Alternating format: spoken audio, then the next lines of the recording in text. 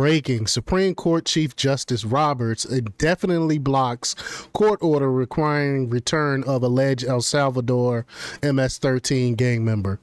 Thank goodness someone with some common sense made the right decision. Who in their right mind will protect an illegal immigrant who's a gang member? I'm so sick of these leftists, like I talked about earlier, protecting these criminals. It makes no sense. You're putting their welfare before the welfare of the American public. So we're going to talk about it, but before we get started, go ahead and hit that like button, share this out so we can get this information out there, subscribe if you're not already a subscriber, and hit that alarm bell so you know when I'm putting out new stuff. Also, check out my link tree in the description. It has a link to my Patreon. That's where I talk about things that I can't talk about here. There's also a link to my Instagram and my X account, so follow me there as well. All right, so let's get into this news now. This comes from the Gateway Pundit, and they report that Supreme Court Chief Justice Roberts indefinitely blocked a court order requiring the return of alleged MS-13 gang member Kilmar Abrigo Garcia by midnight tonight. Earlier Monday, President Trump asked the U.S. Supreme Court to intervene and grant an emergency stay of the judge's order to return alleged MS-13 gang member Abrigo Garcia to the United States. Roberts granted the Trump administration a stay on the Judge Zenas' order pending resolution. The lawyers for Abrigo Garcia have until Tuesday, April 8th to respond. So that is tomorrow.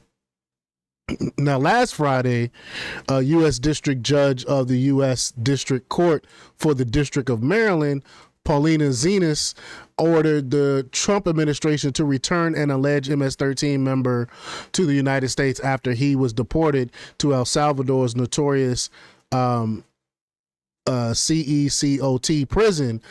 I mean, again, how does a district judge have the jurisdiction to say bring this person back to the country? You have absolutely no jurisdiction in this case. It makes no sense to me.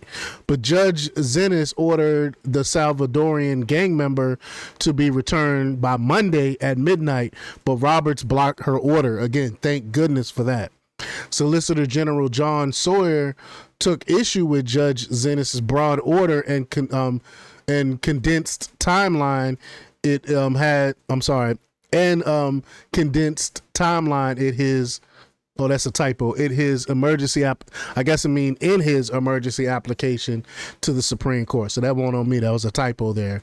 But quote, the Constitution vests the president with the control over foreign negotiations so that the United States speaks with one voice, not so that the president's central Article 2 prerogatives can give way to district court diplomacy. That's just a more elegant way of saying what I was saying.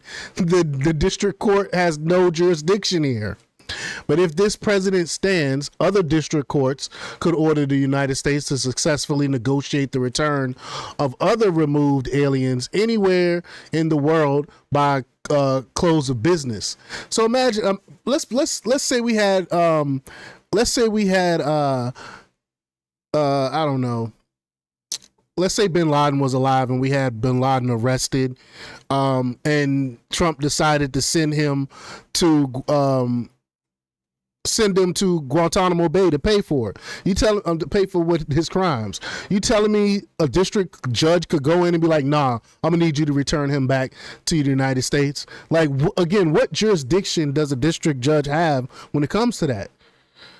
But under that logic, district courts could effectively have extraterritorial jurisdiction over the United States diplomatic relations with the whole world.